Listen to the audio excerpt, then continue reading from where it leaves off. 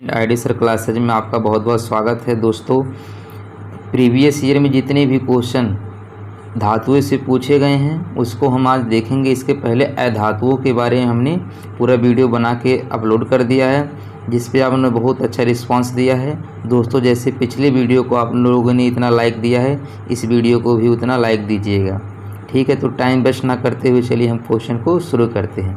आज हम पढ़ेंगे इसके बारे में, सोडियम के बारे में। किसके बारे में पढ़ेंगे? सोडियम के बारे में। तो देखिए सोडियम से क्या क्वेश्चन बनेगा कि कह रहा है सोडा एसिड अग्निशामक यंत्रों में उपयोग किए जाने वाला लवण है। तो सोडा एसिड अग्निशामक जब कहेगा दोस्तों उसमें कौन सा होता है? Sodium hydrogen carbonate. इसी को क्या बोला जाता है? सोडियम बाइकार्बोनेट बोला जाता है। या तो दोस्तों या तो सोडियम हाइड्रोजन कार्बोनेट पढ़ा जाता है या सोडियम बाइकार्बोनेट पढ़ा जाता है। तो इसका फार्मूला क्या होता है? NaHCO3। इसका फार्मूला क्या होता है? यहाँ पर देखिए दोस्तों लिख दे रहे हैं, ये होता है NaHCO3। तो दोस्तों इसको पढ़ा जाता है सोडियम हाइड्रोजन कार्बोनेट या सोडियम बाइकार्बोनेट। आइए कहाँ प्रयोग होता है? अग्निशामक यंत्रों में प्रयोग होता है। चलिए देखते हैं दूसरा क्वेश्चन। दूसरा क्वेश्चन है धावन सोडा में क्रिस्टलीकरण के पानी का प्रतिशत मात्रा होती है। दोस्तों पूछा धावन सोडा में क्रिस्टलीकरण के पानी का प्रतिशत। तो धावन सोडा का फार्मूला याद होना चाहिए। धावन सोडा का फार्मूला होता है Na2CO3 10H2O। अब इसका क्या करेंगे? परमाणु भार को जोड़ देंगे। सोडियम का 23 होता है, लेकिन ये 2 सोडियम, तो 2 गुणे 23 प्लस कार्बन का 12 होता है और ऑक्सीजन का 16 होता है, लेकिन ऑक्सीजन कितने हैं? 3, तो 16 गुणे 3 प्लस अब 10H2O होता है तो 10 बाहर रखो और हाइड्रोजन का 2 हो जाएगा, ऑक्सीजन का 16। तो इस तरह जोड़ो कितना आ जाएगा? 286। अब देखो 286 पूरा धावन सोडा का होगा, लेकिन इसमें पानी का पूछा है तो पानी का कितना होगा? 180 होगा। तो अब परसेंटेज निकालेंगे तो टोटल को हमेशा क्या किया जाता है? देखो 286 को क्या करेंगे? अब नीचे रखेंगे और 180 को ऊपर रख देंगे। अब गुणे परसेंटेज निकालना तो 100 से करेंगे। जब कैलकुलेशन करेंगे कितना हो जाएगा? 62.9 हो जाएगा। कितना हो जाएगा? 62.9। तो इसका कौन सा ऑप्शन सही हो जाएगा? तो दोस्तों इसका कौन सा ऑप्शन सही हो जाएगा? डी वाला। कौन सा ऑप्शन सही हो जाएगा? डी वाला। अगला क्वेश्चन है धावन सोडा का सही सूत्र है। देखो दोस्तों अगर आप भूल जा रहे हैं तो धावन सोडा, सोडा मतलब सरफ से रिलेटेड करो, ठीक है। किससे रिलेट करो? सरफ से। सरफ वाला पैकेट कितने रुपये का आता है? 10 रुपये में आता है। कितने रुपये में आता है? 10 रुपये में। तो इसका जो पानी का अणु होगा वो कितना होगा? 10 होगा। तो इसका फार्मूला क्या होगा? Na2CO3 10H2O। तो कौन सा ऑप्शन सही हो जाएगा? पहला वाला। कौन सा हो जाएगा? पहला वाला। कह रहा सोडियम एक अभिक्रियाशील धातु है जो खुले में रखे जाने पर के साथ अभिक्रिया करके विस्फोट के साथ आग पकड़ लेती है। तो दोस्तों इसमें कह रहा सोडियम एक अभिक्रियाशील धातु है जो खुले में रखे जाने पर किसके साथ अभिक्रिया करके? ऑक्सीजन के साथ। किसके साथ अभिक्रिया कर लेगी? ऑक्सीजन के साथ अभिक्रिया करके विस्फोट करके आग पकड़ लेगी। तो चौथा कौन सा ऑप्शन सही हो जाएगा? ए वाला हो जाएगा। कौन सा ऑप्शन सही हो जाएगा? ए वाला। देखिए यहाँ पर दोस्तों दिया है कि सोडियम एक अभिक्रियाशील धातु है जो खुले में रखे जाने पर ऑक्सीजन के साथ क्रिया करके विस्फोट के साथ आग पकड़ लेगी। किसके साथ सोडियम रिएक्शन करता है? ऑक्सीजन के साथ। अगला क्वेश्चन है निम्न में प्रति अम्ल के संघटक के रूप में किसका प्रयोग किया जाता है? किसका किया जाता है? Sodium hydrogen carbonate. इसी को क्या बोलते हैं? Sodium bicarbonate. इसका फार्मूला क्या होता है दोस्तों? अभी ऊपर बताएं NaHCO3। इसको किसके रूप में अब प्रयोग किया जाता है? प्रति अम्ल, एंटी एसिड के रूप में। किसके रूप में? एंटी एसिड, यानी इसको प्रति अम्ल भी कहा जाता है। अगला क्वेश्चन है क्या बेकिंग सोडा रासायनिक रूप से बेकिंग पाउडर से अलग होता है? तो इसका दोस्तों हो जाएगा क्या ऑप्शन? ए। हाँ, बेकिंग सोडा सोडियम कार्बोनेट है, जबकि बेकिंग पाउडर सोडियम बाइकार्बोनेट और टार्टरिक अम्ल का मिश्रण होता है। अगला क्वेश्चन है कार्बन के उपयोग द्वारा अपचयन करके निम्न धातुओं में से किसको प्राप्त नहीं किया जा सकता है? कार्बन का उपयोग करके दोस्तों सोडियम को नहीं प्राप्त किया जा सकता, क्योंकि कॉपर, आयरन और जिंक धातुएं मुख्य अवस्था में पाई जाती हैं। ये अपने एस के रूप में क्रम से कॉपर पायराइट, हेमीटाइट और जिंक सल्फाइड आदि रूपों में पाई जाती है, जिसका निष्कर्षण कार्बन अपचयन विधि द्वारा किया जाता है। सोडियम प्रकृति में मुख्य अवस्था में पाई जाती है। सोडियम क्या सोडियम जो होता है वो मुक्त अवस्था में पाई जाती है, इसलिए इसको बनाने के लिए कार्बन का प्रयोग करने की ज़रूरत नहीं पड़ती है। चलिए देखते हैं अगला क्वेश्चन। कास्टिक सोडा का रासायनिक नाम है। तो दोस्तों कास्टिक सोडा का नाम क्या है? सोडियम हाइड्रोक्साइड है। क्या नाम है? Sodium hydroxide. अगला क्वेश्चन है सोडियम कार्बोनेट का सामान्य नाम क्या? दोस्तों सोडियम कार्बोनेट का रासायनिक नाम क्या है या सामान्य नाम? धामन सोडा। लेकिन बाइकार्बोनेट लगा रहेगा तो खाने वाला सोडा हो जाएगा। देखो दोस्तों सोडियम कार्बोनेट को धामन सोडा बोला जाता है और सोडियम बाइकार्बोनेट को खाने वाला सोडा बोला जाता है। और सोडियम बाइकार्बोनेट का दूसरा नाम होता है सोडियम हाइड्रोजन कार्बोनेट। अगला क्वेश्चन है उस धातु का नाम बताएं जिसे आसानी से चाकू से काटा जाता है। तो दोस्तों लिथियम, सोडियम, पोटेशियम तीनों को काटा जा सकता है। किसको किसको काटा जा सकता है? लिथियम, सोडियम, पोटेशियम जो समूह नंबर 1 में पाया जाता है। तो इसमें कौन सा हो जाएगा? ए वाला ऑप्शन सही हो जाएगा। कौन सा ऑप्शन? ए।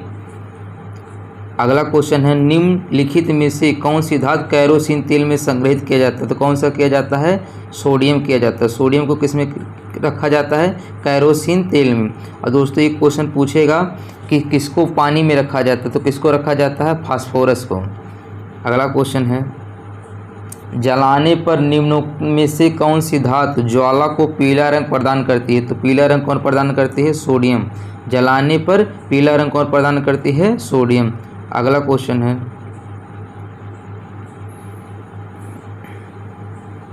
सोडियम कार्बोनेट का रासायनिक सूत्र है सोडियम कार्बन Na2CO3। Na2CO3 इसका फार्मूला क्या होता है? सोडियम कार्बोनेट का Na2CO3। इसको क्या बोलते हैं? धावन सोडा बोलते हैं। इसको क्या बोलते हैं? धावन सोडा यानी धोने का सोडा। अगला क्वेश्चन है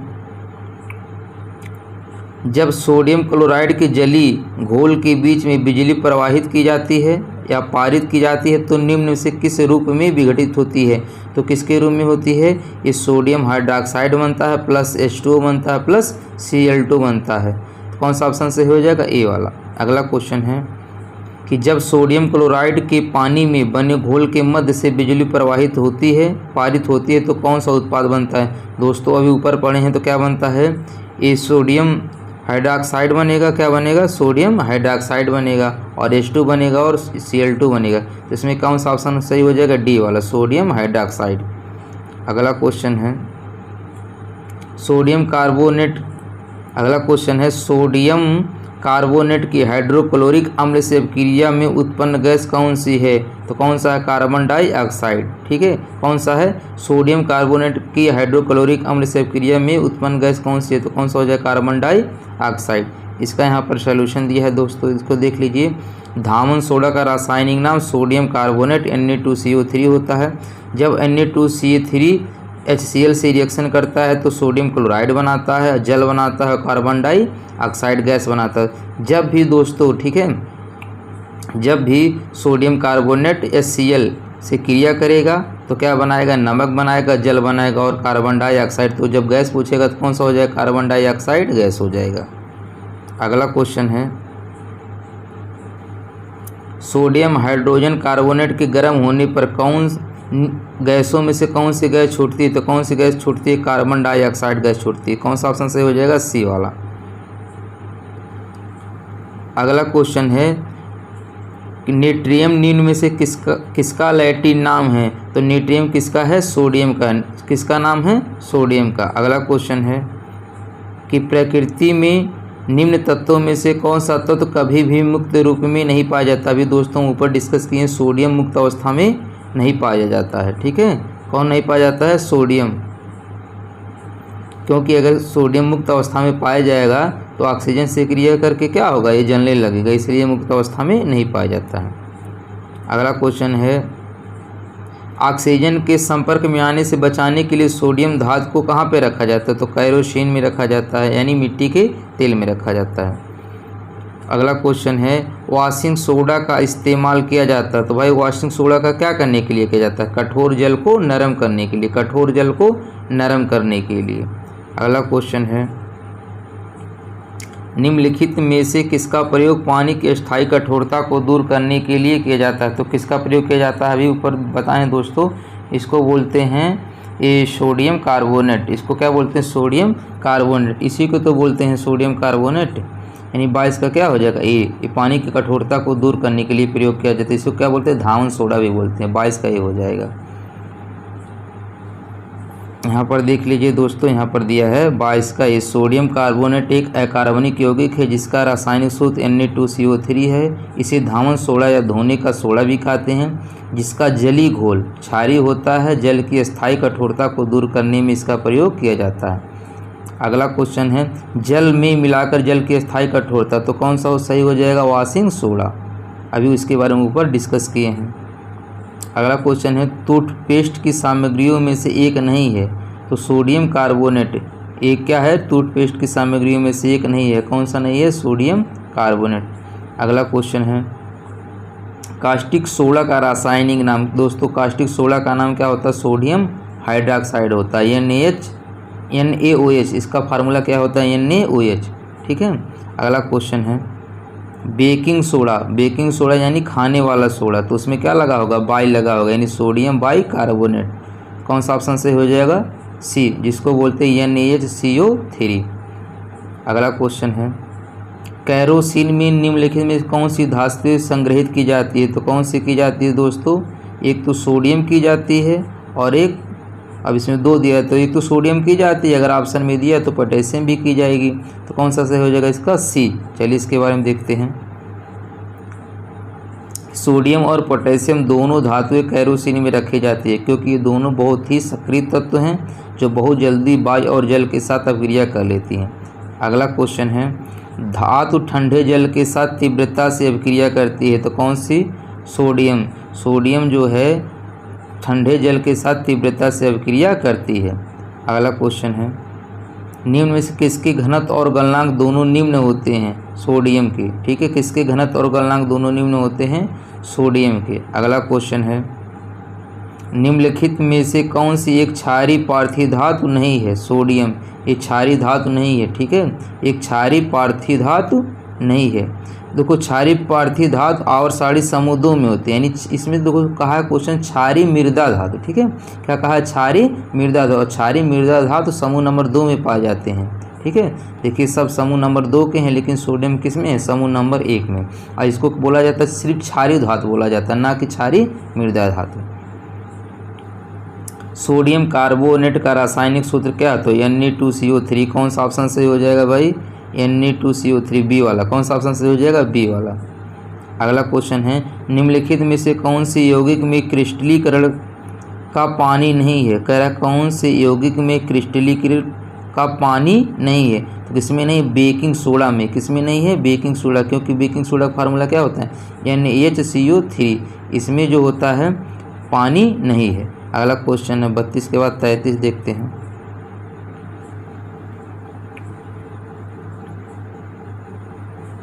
सोडियम बाइकार्बोनेट के साथ हाइड्रोक्लोरिक एसिड मिश्रित होने पर निम्नलिखित में से कौन सी गैस निकलती है? सोडियम बाइकार्बोनेट के साथ कौन सा हमेशा गैस निकलता है? बताए थे कार्बन डाइऑक्साइड। कौन सा ऑप्शन सही हो जाएगा? कार्बन डाइऑक्साइड बी वाला। इसका रिएक्शन ऊपर देखा गया है। अगला क्वेश्चन है, जब सोडियम सल्फेट समाधान बेरियम क्लोराइड के विलयन के साथ मिलाया जाता है तो बेरियम सल्फेट बनता है। क्या बनता है? Barium sulphate. देखिए यहाँ पर दोस्तों दिया है कि जब सोडियम सल्फेट समाधान बेरियम क्लोराइड के विलयन के साथ मिलाया जाता है तो बेरियम सल्फेट बनता है। अगला क्वेश्चन है, निम्नलिखित में से कौन सी धातु अधिक तत्परता से धनावेशित बनती है? कौन सा बनती है? सोडियम। अधिक तत्परता से धनावेशित कौन बनता है? सोडियम बनता है। निम्नलिखित में से कौन सी धातु को खुले में रखने पर तुरंत आग पकड़ लेगी? तो दोस्तों ऊपर डिस्कस किए हैं सोडियम और पोटेशियम, जिसको कहाँ पे रखा जाता है? कैरोसिन में रखा जाता है।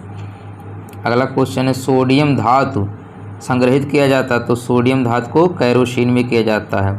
अगला क्वेश्चन है 37 के बाद 38, किसी व्यक्ति द्वारा लेने से एसिडिटी ठीक हो सकती है? एसिडिटी ठीक हो सकती है तो उसका प्रयोग किया जाता है बेकिंग सोडा घोल, यानी एंटी एसिड के रूप में किसका प्रयोग किया जाता है? बेकिंग सोडा का। अगला क्वेश्चन है, धावन सोडा के एक अणु में पानी के कितने अणु उपस्थित होते हैं? कितने होते हैं? 10। अभी बताएं दोस्तों, जब धावन सोडा वाला पूछे तो आप सरफ वाला पैकेट याद रखना, और सरफ वाला पैकेट कितने में आता है? 10 रुपये में। तो कितना हो जाएगा? 10:2 हो जाएगा। अगर दोस्तों आपको वीडियो पसंद आ रहा है तो लाइक करना बिल्कुल मत भूलना, और चैनल पे नए हैं तो सब्सक्राइब जरूर कर लेना, जिससे अगला वीडियो जैसे ही अपलोड किया जाए उसका नोटिफिकेशन आपको तुरंत पता चल जाए। बेल आइकन को भी प्रेस कर देना। अगला क्वेश्चन है सॉरी दोस्तों, वॉशिंग सोडा में क्रिस्टलीकरण के पानी के कितने अणु होते हैं? तुरंत दिमाग में आएगा 10 होते हैं। 10 रुपये वाला सर्फ का पैकेट। एक क्षार धातु है दोस्तों जो समूह नंबर 1 में होते हो, क्या होते? क्षार धातु होते हैं। तो कौन सा हो जाएगा? समूह नंबर 1 में कौन आता? सोडियम आता। तो कौन सा ऑप्शन से हो जाएगा? सी वाला। Na2O एक ऑक्साइड है, तो किसका ऑक्साइड है ये? तो देखो Na2 एक ऑक्साइड है, तो Na क्या होता है? Na एक क्षारीय धातु होता है। सोडियम क्या होता है? एक क्षारीय धातु होता है। तो इसमें कौन सा हो जाएगा? ए वाला हो जाएगा। दूध वाला ताजे दूध में थोड़ा सा बेकिंग सोडा मिलाता है, जिसे दूध के अम्लीकरण को रोकने के लिए, ठीक है, दूध को अम्लीकरण को रोकने के लिए उसमें क्या मिला देता है? बेकिंग सोडा मिला देता है, जिससे वो क्या हो? दूध फटे ना, उसमें खट्टापन ना आए। अगला क्वेश्चन है 43 के बाद 44।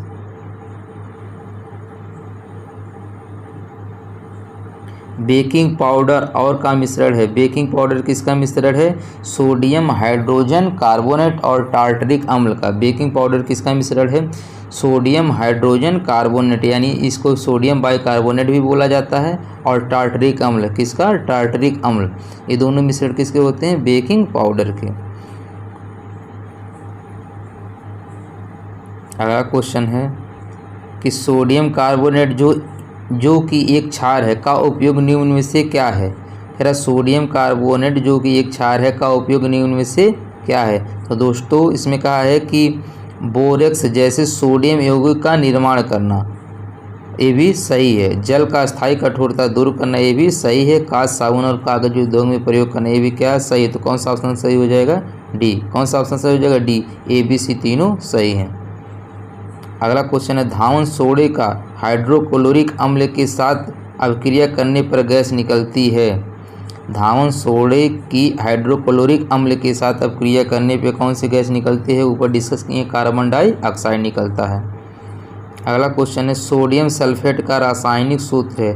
दोस्तों पूछा सोडियम सल्फेट का, तो देखो SO4 पे -2 वैलेंसी होती, तो सोडियम सल्फेट का तो सोडियम पे 2 आ जाएगा, तो Na2SO4 हो जाएगा। क्या हो जाएगा? Na2SO4 हो जाएगा। अगला क्वेश्चन है परमाणु सोडियम कार्बोनेट अणु में मौजूद होते हैं। कह रहा है परमाणु सोडियम कार्बोनेट अणु में मौजूद होते हैं। तो सोडियम कार्बोनेट या धावन सोडा का फार्मूला क्या होगा? Na2CO3 में परमाणुओं की संख्या कितनी है? 6। कितने परमाणुओं की संख्या है? 6 है। तो देख लेते हैं दोस्तों, सोडियम कितना है? 2 है, कार्बन 1 है, तो 2 1 3, ऑक्सीजन कितना है? 3। कितने हो जाएंगे? 6 हो जाएंगे। कितने हो जाएंगे? कितने परमाणु हैं? 6। कार्बोनेट अणु में मौजूद होते हैं, तो कितने होते हैं? 6 होते हैं। अगला क्वेश्चन देखते हैं 48 के बाद 49। मधुमक्खी के डंक का इलाज करने के लिए के घोल का उपयोग किया जाता है, तो बेकिंग सोडा का। मधुमक्खी के डंक का इलाज करने के लिए बेकिंग सोडा का के घोल का उपयोग किया जाता है। किसका किया जाता है? बेकिंग सोडा का। अगला क्वेश्चन है परमाणु संख्या वाला तत्व क्षारीय ऑक्साइड बनाता है, तो कौन सा बनाता है दोस्तों? क्षारीय ऑक्साइड सोडियम बनाता है। सोडियम का परमाणु क्रमांक कितना होता है? 11 होता है। अगला क्वेश्चन है कि निम्नलिखित में से कौन सी धातु शीतल जल के साथ उग्र रूप से अभिक्रिया करती है? तो दोस्तों कौन करती है? सोडियम करता है। सोडियम और पोटेशियम को दोनों करते हैं, तो इसमें सोडियम दिया है, वहीं क्या हो जाएगा? इसका सही हो जाएगा। अगला क्वेश्चन है कि चींटी के काटने से शरीर में प्रवेश करने वाले फार्मिक एसिड के प्रभाव को बेअसर करने के निम्नलिखित में से किसका उपयोग किया जाता है? तो सोडियम बाइकार्बोनेट का उपयोग किया जाता है। किसका किया जाता है? सोडियम बाइकार्बोनेट का उपयोग किया जाता है, जिसको हम क्या बोलते हैं? खाने वाला सोडा। इसी को सोडियम हाइड्रोजन कार्बोनेट भी पढ़ा जाता है। अगला क्वेश्चन है बेकिंग पाउडर में पाए जाने वाले तत्वों के नाम बताइए। तो दोस्तों सोडियम, हाइड्रोजन, कार्बन और ऑक्सीजन बेकिंग पाउडर में पाए जाने वाले तत्व हैं। देखिए दोस्तों इसका फार्मूला ऐसे देख लीजिए, NaHCO3 होता है, तो सोडियम हो जाएगा, हाइड्रोजन हो जाएगा और कार्बन हो जाएगा और ऑक्सीजन। तो कौन सा ऑप्शन सही हो जाएगा? सी वाला। अगला क्वेश्चन है 54 नंबर। देखिए दोस्तों अब हम पढ़ेंगे एक कैल्शियम के बारे में। किसके बारे में? कैल्शियम के बारे में। तो कैल्शियम हाइड्रॉक्साइड के विलयन में जब कार्बन डाइऑक्साइड गुजरती है तो बनने वाले अवक्षेप का रंग कैसा होता है? तो कैसा होता है? सफ़ेद। दोस्तों इसको ध्यान रखिएगा, बहुत बार पूछा जा चुका है क्वेश्चन कि कैल्शियम हाइड्रॉक्साइड में के विलयन में जब कार्बन डाइऑक्साइड गुजरती है तो बनने वाले अवक्षेप का रंग होता है कैसा होता है? सफ़ेद होता है। अगला क्वेश्चन है कि परमाणु संख्या वाला एक तत्व एक क्षारीय ऑक्साइड उत्पन्न करेगा। तो कौन सा परमाणु क्रमांक वाला? तो दोस्तों एक जो होता है 20 यानी कैल्शियम, ठीक है। कौन सा? क्षारीय मृदा धातु। देखिए इसमें कह रहा है परमाणु संख्या वाला एक क्षारीय ऑक्साइड उत्पन्न करेगा। तो क्षारीय मृदा धातु वे कहलाते हैं जिनकी ऑक्साइड और हाइड्रोक्साइड की प्रकृति क्षारीय होती है। तो इसमें कौन सा ऑप्शन सही हो जाएगा? डी वाला। एक किसका परमाणु क्रमांक होता है? 20, कैल्शियम का होता है। अगला क्वेश्चन है चूना क्लोरीन के साथ अपक्रिया करके क्या बनाता है? चूना क्लोरीन के साथ अपक्रिया करके ब्लीचिंग पाउडर बनाता है। क्या बनाता है? ब्लीचिंग पाउडर बनाता है। जैसे चूना क्या होता है? कैल्शियम हाइड्रॉक्साइड और क्लोरीन के साथ ही करेगा तो COCl2 बनता है जिसको हम ब्लीचिंग पाउडर कहते हैं। अगला क्वेश्चन है जिप्सम में क्रिस्टल जल के रूप में पानी के अणु मौजूद होते हैं। तो कितने होते हैं दोस्तों? 2 होते हैं। ये होता है इसका फार्मूला जिप्सम का क्या होता है? CaSO4 2H2O, ठीक है। जब इसको हीट किया जाता है दोस्तों यहीं पर समझ लीजिए ये कैल्शियम सल्फेट है और इसके पानी के कितने अणु होते हैं? 2। जब इसको गर्म किया जाता है तो इसका 3 भाग पानी उड़ जाता है, यानी जब 3 भाग पानी उड़ जाएगा बचेगा कितना? 1/2। तो यहीं CaSO4 हाफ H2 हो जाता है तो जिप्सम क्या बन जाता है? प्लास्टर ऑफ पेरिस बन जाता है। अगला क्वेश्चन है कि चूने की पानी का रासायनिक नाम है। चूने का पानी का रासायनिक नाम होता है कैल्शियम हाइड्रॉक्साइड होता है। क्या नाम होता है? Calcium hydroxide. कौन सा ऑप्शन से हो जाएगा? डी वाला। 58 के बाद देखते हैं क्वेश्चन नंबर 59। कहा कि निम्नलिखित में से कौन सा पानी के साथ कैल्शियम की अपक्रिया के लिए सही नहीं है? अपक्रिया की तीव्रता कम होती है। दोस्तों अपक्रिया की तीव्रता कम नहीं बहुत अधिक होती है। कैल्शियम तैरना शुरू कर देता है, निकलने वाली ऊष्मा कम होती है, H2 गैस निकलती हैं। ये सब क्या सही है? इसमें कौन सा गलत है? पहला। 59 के बाद देखते हैं 60।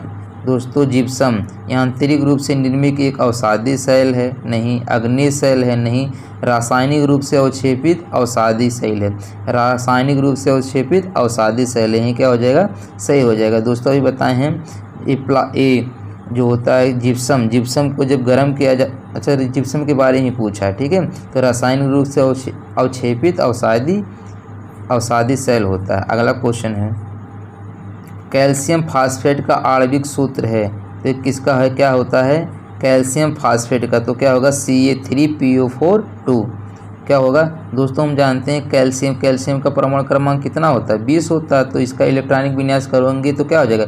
2 8 8 2 2 8 10 8 18 2 20। तो इस यानी कैल्शियम की बैलेंसी कितनी होगी? 2 होती है। अब PO4 की जो बैलेंसी होती है वो -3 होती है। तो इधर ही जाएगा तो क्या होगा? ये 3 हो जाएगा, इधर ये 2 हो जाएगा। आप अगर 9 में पढ़े होंगे संयोजकता, नहीं पढ़े तो उस किताब से देख लीजिए। कक्षा 9 और 10 का साइंस पूछा जाता है। तो इसका कौन सा हो जाएगा? ए हो जाएगा। कैल्शियम फास्फेट का फार्मूला क्या बनेगा? Ca3PO4 2 बनेगा, ठीक है।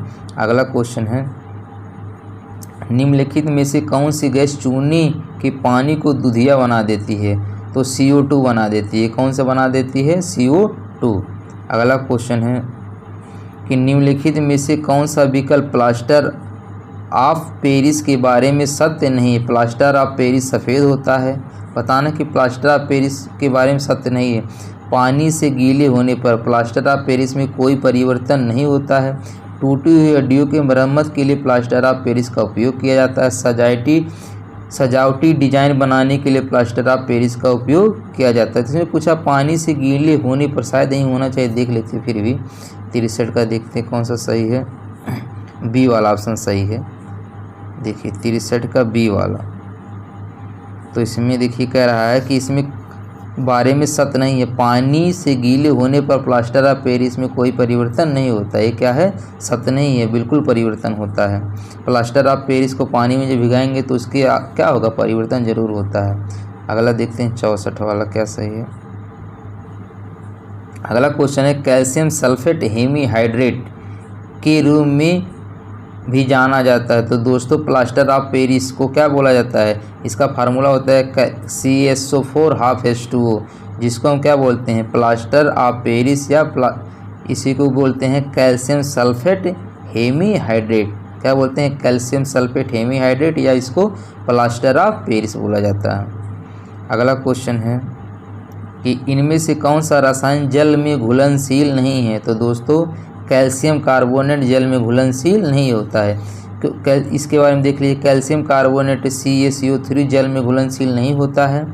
यह प्रकृति में चूने के पत्थर, संगमरमर, खड़िया आदि के रूप में काफ़ी मात्रा में पाया जाता है। यह उजला ठोस पदार्थ है। इसका प्रयोग दंतमंजन, पाउडर, पेस्ट और दीवारों की सफ़ेदी में प्रयोग किया जाता है।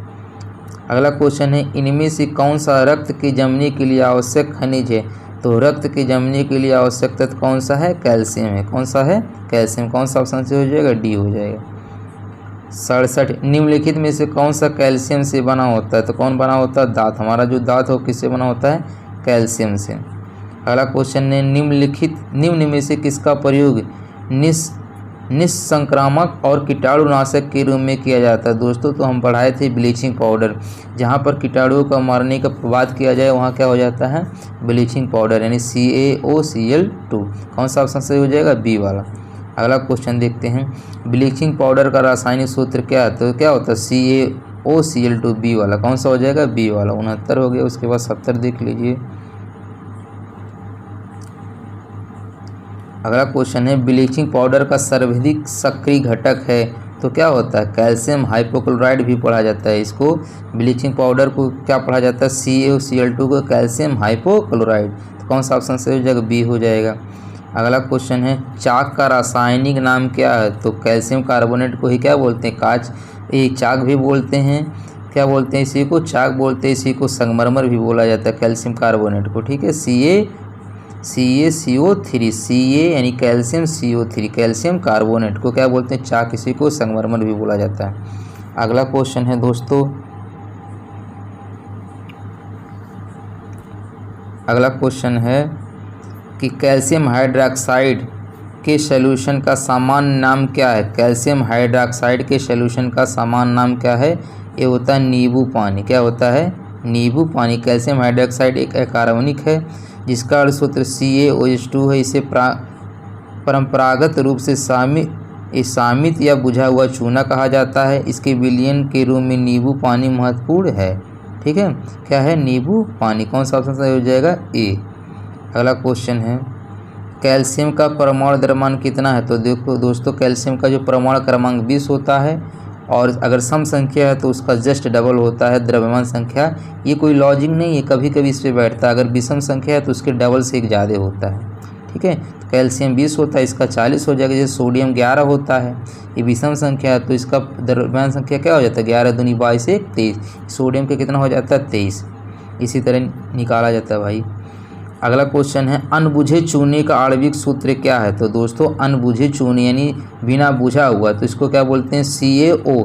इस पर जब पानी डाल दिया जाता है तो बुझा हुआ चूना बन जाता है। तो उस बुझे हुए चूने का क्या फार्मूला होता है, CaOH2 यानी कैल्शियम हाइड्रोक्साइड बन जाता है। बिना बुझा कहे, देखो अनबुझा यानी बिना बुझा। ठीक है, तो उसको बोलते हैं कैल्शियम ऑक्साइड, CaO। डी वाला सही हो जाएगा। जैसे इसमें पानी मिला दिया जाता है तो क्या बन जाता है, कैल्शियम हाइड्रोक्साइड, तब ए बन जाएगा। तो दोस्तों ध्यान रखना, जब अनबुझा या बिना बुझा कहे तो कैल्शियम ऑक्साइड होगा, अब बुझा हुआ कहे तो कैल्शियम हाइड्रोक्साइड होगा। कैल्शियम ऑक्साइड का रासायनिक नाम क्या है? CaO का, तो इसको क्या पढ़ते हैं? Calcium oxide. क्या पढ़ेंगे? Calcium oxide. ऐसे को क्या बोला जाता है? बिना बुझा हुआ चूना। 75 के बाद देख लेते हैं 76 नंबर।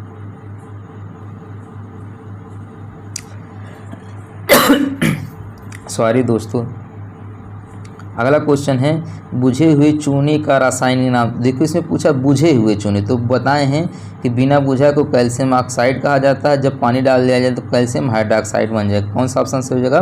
बुझा हुआ चूना कहेगा तो CaOH2 हो जाएगा। अगला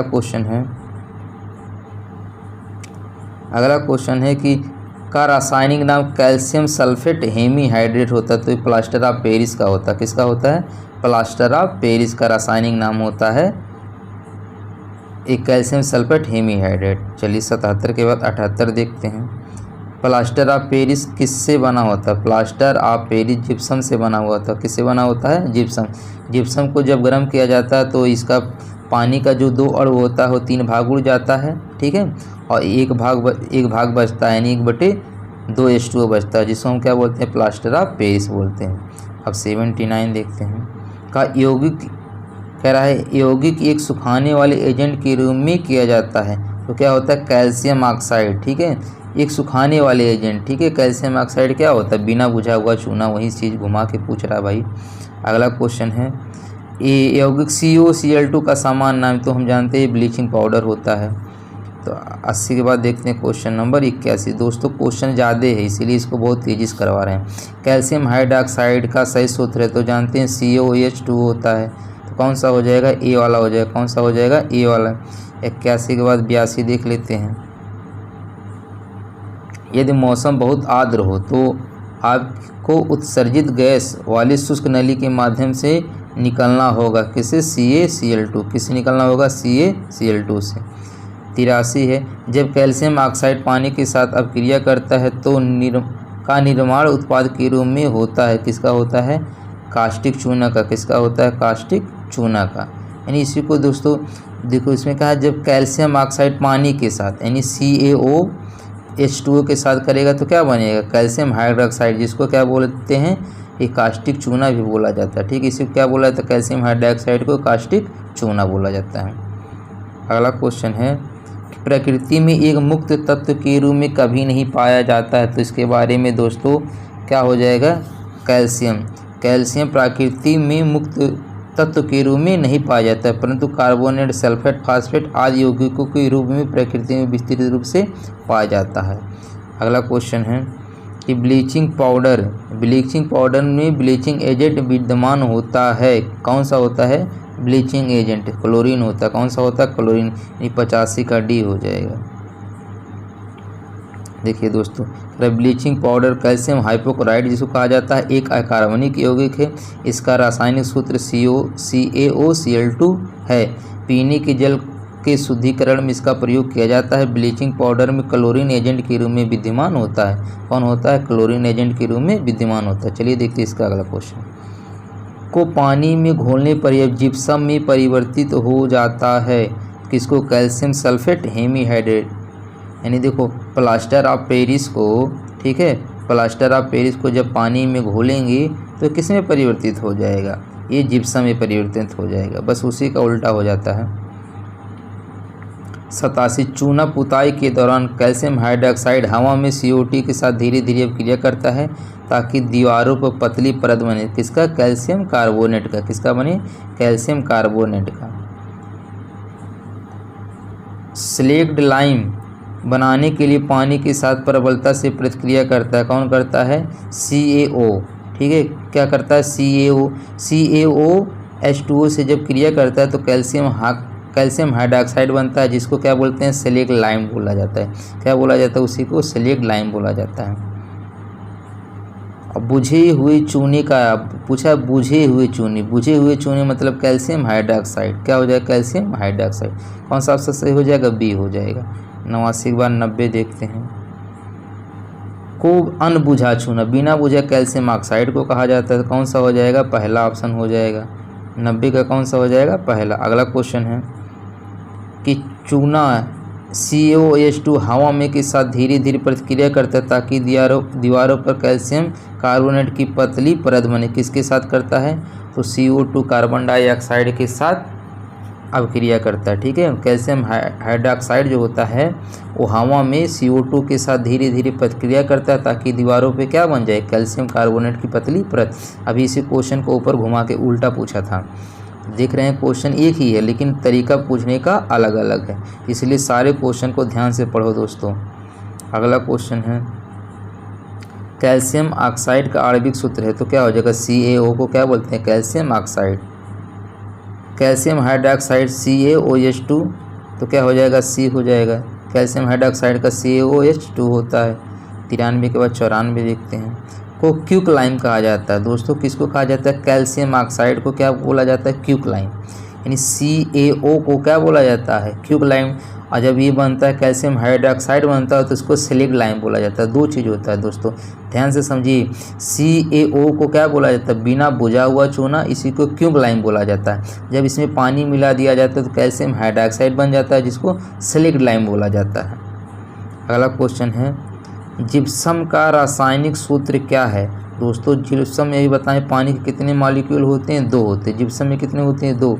तो इस ऑप्शन देखिए यहाँ पर सिर्फ एक ही जगह 2 है, 2:2 है। तो कौन सा सही हो जाएगा?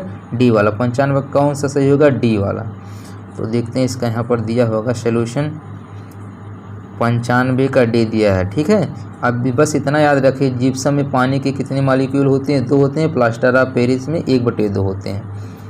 अगला क्वेश्चन है जिप्सम का रासायनिक सूत्र क्या है? जिप्सम का रासायनिक सूत्र, जिप्सम में के पानी के कितने मॉलिक्यूल होते हैं? 2, 2:2 हो जाएगा।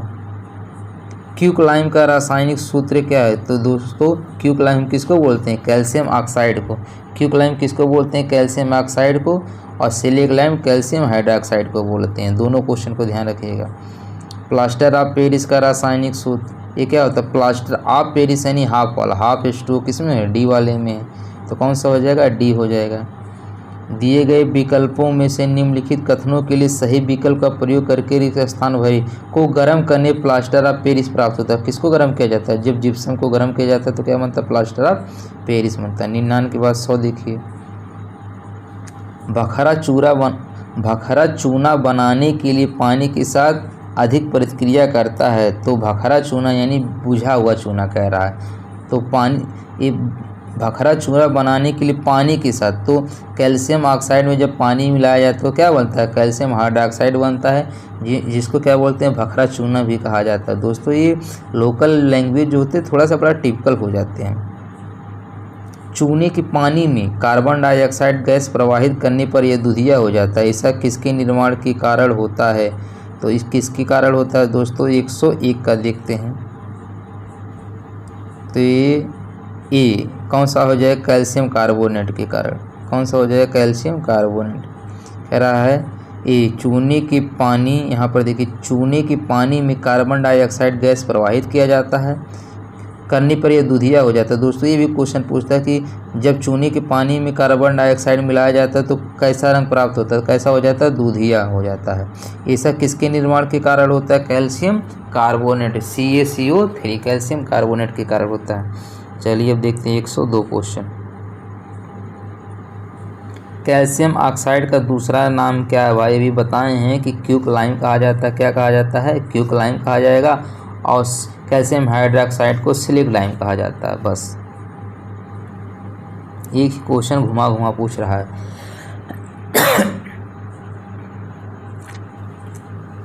चूने के पानी में कार्बन डाइऑक्साइड गैस प्रवाहित करने से, चूने के पानी में कार्बन डाइऑक्साइड गैस प्रवाहित करने से के निर्माण के कारण यह दूधिया हो जाता है? Calcium carbonate. अभी लैंग्वेज में पूछा था CaCO3 कैल्शियम कार्बोनेट निर्माण के कारण यह क्या हो जाता है? दूधिया हो जाता है।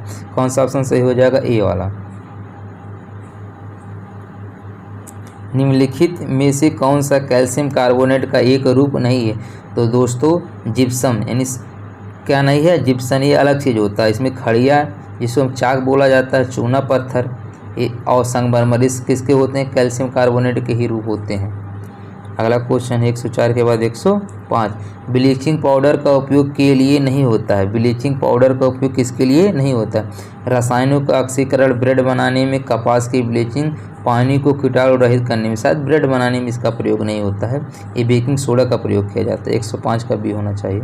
देखते हैं, देखिए 105 का बी, ठीक है, यानी ब्रेड बनाने में इसका प्रयोग नहीं किया जाता। ब्रेड बनाने में बेकिंग सोडा किया जाता है प्रयोग। जिप्सम को 373 के मतलब केल्विन पर गर्म करने पर यह जल के अणुओं को अलग कर देता है और कैल्शियम सल्फेट हेमीहाइड्रेट बन जाता है। इस पदार्थ का उपयोग खिलौना बनाने, सजावट के सामान बनाने, सतह और चिकना करने के लिए किया जाता है। इस पदार्थ को आमतौर पर किस नाम से जाना जाता है? तो प्लास्टर ऑफ पेरिस के नाम से जाना जाता है। 107 का देखिए, 1 बिलियन चाक पाउडर के साथ अपक्रिया करने पर एक गैस का निर्माण करता है जिससे चूने के पानी का रंग दूधिया हो जाता है। उस बिलियन में क्या है? क्या होता है? HCl, ठीक है, क्या होता है? HCl होता है। अगला क्वेश्चन देखते हैं 108। अब दोस्तों हम एल्युमिनियम के बारे में देखेंगे। किसके बारे में? एल्युमिनियम। कह रहा है निम्न में से किस धातु को चाकू द्वारा आसानी से काटा जा सकता है? तो किसको काटा जा सकता है? अच्छा, आसानी से काटा नहीं जा सकता है। हाँ देखिए दोस्तों, पूछा आसानी से, देखो lithium sodium potassium, lithium sodium potassium तीनों को आसानी से काटा जा सकता है। तो कौन सा नहीं काटा जा सकता है? एल्युमिनियम। लैंग्वेज को बहुत ध्यान से पढ़िएगा, कम हाँ पूछा है, कम नहीं पूछा है। अगला क्वेश्चन है कि निम्नलिखित में से कौन सी धातु ठंडे या गर्म पानी के साथ प्रतिक्रिया नहीं करती है? ठीक है, पूछा है ठंडे, कौन सी धातु ठंडे या गर्म पानी के साथ अपक्रिया नहीं करती है? तो दोस्तों कौन सी नहीं करती है? ये क्वेश्चन बहुत बार पूछा जा चुका है। एल्युमिनियम। कौन सा सही हो जाएगा इसका? एल्युमिनियम सही हो जाएगा। कह रहा है निम्नलिखित में से कौन सी धातु ठंडे या गर्म पानी के साथ प्रतिक्रिया नहीं करती है? तो कौन सी नहीं करती है? एल्युमिनियम। ये किसी के साथ अपक्रिया नहीं की जाती है, इसीलिए एल्युमिनियम के बर्तन बनाए जाते हैं। अगला क्वेश्चन है भूप्रकृति में सर्वाधिक प्रचुर मात्रा में पाई जाने वाली धातु कौन सी होती है? एल्युमिनियम। दोस्तों भूप्रकृति में सर्वाधिक प्रचुर मात्रा में क्या पाई जाती है? एल्युमिनियम पाई जाती है। अब दोस्तों जब सबसे ज़्यादा एल्युमिनियम पाई जाती है तो ये महंगा क्यों पड़ता है और लोहा सस्ता क्यों पड़ता है? तो दोस्तों जो एल्युमिनियम बनाने की विधि होता है वो क्या होता है? बहुत कॉस्टली यानी महंगा पड़ता है, इसलिए एल्युमिनियम ज़्यादा महंगा हो जाता है। ठीक है, भूप्रकृति में बहुत ज़्यादा पाया जाता है, लेकिन जो उसको बनाने की विधि है वो सबसे महंगा पड़ जाता है, इसलिए क्या होता है? ये महंगा होने की वजह से कम बिकता है। ठीक है, भूप्रकृति में सबसे ज़्यादा कौन पाया जाता है? भूप्रकृति में एल्युमिनियम पाया जाता है। दोस्तों बस आप इतना रट लीजिए, क्योंकि एग्जाम में आएगा आपको लगेगा लोहा सस्ता होता है तो लोहा ज़्यादा पाया जाता होगा, इसी वजह से गलत हो जाता है, बस इतना ध्यान रखिएगा। अगला क्वेश्चन है पृथ्वी पर सबसे अधिक पाए जाने वाला धातु है। पृथ्वी पर सबसे अधिक कौन पाया जाता है? एल्युमिनियम पाया जाता है। अगला क्वेश्चन, एल्युमिनियम पर ऑक्साइड की एक मोटी परत बनने का कारण क्या है? एनोडीकरण। क्या है? एनोडीकरण। ठीक है, एल्युमिनियम पर ऑक्साइड की एक मोटी परत बनने की प्रक्रिया है एनोडीकरण कहा जाता है इसको। अब देखिए 113, निम्नलिखित में से कौन सी धातु कार्बन अपचयन प्रक्रिया द्वारा आकर्षित नहीं की जा सकती? कह रहा कौन सी धातु कार्बन अपचयन प्रक्रिया द्वारा निष्कर्षित नहीं की जा सकती? तो कौन हो जाएगा? एल्युमिनियम। ये कार्बन अपचयन प्रक्रिया द्वारा निष्कर्षित नहीं की जा सकती, कौन हो जाएगा? एल्युमिनियम। अगला क्वेश्चन है निम्नलिखित में से कौन सा पदार्थ चमकदार दिखाई देता है? कौन सा? एल्युमिनियम चमकदार दिखाई देता है। 114 के बाद 115 देखते हैं। उस यौगिक का नाम क्या है जिसे सूत्र Al2SO4 थ्राइज द्वारा व्यक्त किया जाता है? तो इसका फार्मूला क्या होता है? ये होता है एल्युमिनियम, क्या होता है? Aluminium sulphate. क्या होता है? Aluminium sulphate. देखिए SO4 को क्या पढ़ा जाता है दोस्तों? सल्फेट पढ़ा जाता है। इसकी वैलेंसी कितनी होती है? यानी संयुक्ता -2 होती है, अल्मोनियम की +3 होती है। तो क्या हो जाएगा? Al से एल्यूमिनियम हो जाएगा, SO4 से सल्फेट हो जाएगा, तो ये क्या हो जाएगा? एल्यूमिनियम सल्फेट हो जाएगा। उसके बाद देखते हैं 116 क्वेश्चन। धातु ऑक्साइड और हाइड्रोजन का निर्माण करने के लिए निम्नलिखित में से कौन सी धातु वाष्प के साथ अपक्रिया करती है? तो कौन करती है? एल्युमिनियम करती है। देखिए दोस्तों, क्वेश्चन है धातु ऑक्साइड और हाइड्रोजन का निर्माण करने के लिए निम्नलिखित में से कौन सी धातु वाष्प के साथ अपक्रिया करती है? तो कौन करती है? एल्युमिनियम करती है। कौन सी करती है? एल्युमिनियम करती है। अगला क्वेश्चन है 117। इसमें कहा है कि एल्युमिनियम को जंग से बचाने के लिए इसकी सतह पर एल्युमिनियम ऑक्साइड की एक मोटी परत का निर्माण की प्रक्रिया क्या कहलाती है? ये एनोडीकरण कहलाती है। क्या कहती है? एल्युमिनियम का क्या किया जाता है? एनोडीकरण किया जाता है। ठीक है। अगला क्वेश्चन है 118। निम्नलिखित में से कौन सी धातु उच्च तापमान पर भी ऑक्सीजन के साथ प्रक्रिया नहीं करती? तो कौन सी नहीं करती है? ये चांदी। ठीक है। कौन सी? चांदी, जिसको हम क्या बोलते हैं? सिल्वर। ठीक है। उच्च तापमान पर भी ऑक्सीजन के साथ प्रक्रिया नहीं करती है। अगला क्वेश्चन है Ag+ और Cl- के संयुक्त होने पर बनने वाला यौगिक क्या है? तो क्या होगा? सिल्वर क्लोराइड बन जाएगा। क्या बन जाएगा? Silver chloride. कौन सा ऑप्शन सही हो जाएगा? सी। 119 का क्या हो जाएगा? सी हो जाएगा। देखते हैं ये क्या बनता है? AgCl बन जाएगा, जिसको हम क्या पढ़ते हैं? Silver chloride. अगला क्वेश्चन है ब्लैक एंड वाइट फोटोग्राफी में उपयोग किया जाता है। किसका किया जाता है? सिल्वर क्लोराइड और सिल्वर ब्रोमाइड का। किसका प्रयोग किया जाता है? AgCl और AgBr। Black and white photography में किसका प्रयोग किया जाता है? सिल्वर क्लोराइड और सिल्वर ब्रोमाइड। ठीक है। AgCl AgBr। अगला क्वेश्चन है ब्लैक एंड वाइट फोटोग्राफी में निम्नलिखित धातुओं में से किन धातुओं का उपयोग किया जाता है? तो Ag का यानी सिल्वर का, सिल्वर क्लोराइड और सिल्वर ब्रोमाइड का यानी Ag हो जाएगा। अब देखते हैं इसका 122। निम्नलिखित में से किस धातु के यौगिक का उपयोग श्वेत शाम फोटोग्राफी में किया जाता है? तो Ag हो जाएगा। प्रकृति में मुक्त तत्व के रूप में पाया जाता है। तो कौन पाया जाता है? Ag। प्रकृति में मुक्त तत्व के रूप में कौन पाया जाता है? चांदी मुक्त रूप में पाया जाता है। और निम्नलिखित धातुओं में कौन सी फोटो फिल्मों में इस्तेमाल की जाती है? तो अभी पढ़ ही रहे हैं रजत। इसी को क्या बोलते हैं? सिल्वर यानी Ag। 124 के बाद 125। निम्नलिखित में से कौन सी एक उत्कृष्ट नोबल धातु है? ठीक है। बताना है कि कौन सी नोबेल धातु। ठीक है। नोबेल धातु लास्ट वाले बोला जाता है यानी 18वें समूह को। तो चांदी। ठीक है। कौन सी हो जाएगा? चांदी। तो देखिए ये होता है ना, छोड़िए जाने दीजिए सर, उसमें देख लीजिएगा आप लोग। ठीक है। क्या बोलते हैं उसको? पीरियोडिक टेबल में। पीरियोडिक टेबल वाला वीडियो देख लीजिए, आपको ज़्यादा समझ में आ जाएगा। जब सिल्वर क्लोराइड को सूर्य के प्रकाश में रखा जाता है तो यह किसके बनने के कारण भूरे रंग का हो जाता है? तो सिल्वर धातु। ठीक है। जब सिल्वर ब्रोमाइड को सूर्य के प्रकाश में रखा जाता है तो किसके बनने का कारण भूरे रंग का हो जाता है? सिल्वर धातु। ठीक है। जब सिल्वर क्लोराइड को सूर्य के प्रकाश में रखा जाता है तो फोटोलिटिक अपघटन क्रिया होती है, जिसके कारण सिल्वर क्लोराइड सिल्वर धातु और क्लोरीन में टूट जाता है। इसी कारण इसका रंग भूरा हो जाता है। अगला क्वेश्चन, निम्नलिखित में से कौन सी धातु विद्युत की सर्वश्रेष्ठ चालक है? तो दोस्तों सबको पता है चांदी क्या होता है? सर्वश्रेष्ठ चालक होता है। जब सिल्वर ब्रोमाइड को सूर्य की रोशनी में रखा जाता है तब ब्रोमीन गैस निकलती है। कौन सी निकलती है? ब्रोमीन गैस निकलती है। सिल्वर ब्रोमाइड यानी ये क्या होगा? AgBr है, इसी को बोलेंगे सिल्वर ब्रोमाइड। तो ब्रोमाइड यानी जब Br अलग होगा तो इसको क्या बोलते हैं? ब्रोमीन हो जाएगा।